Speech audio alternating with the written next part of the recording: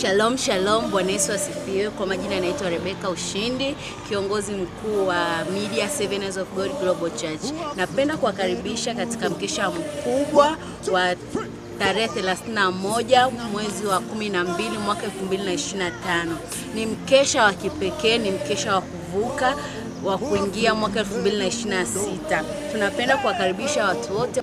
Mkesha huu utakuwa ni mkesha mkubwa, ni mkesha kufungua malango ya biashara, malango ya elimu, malango mbalimbali ambayo yanahitajika katika huduma.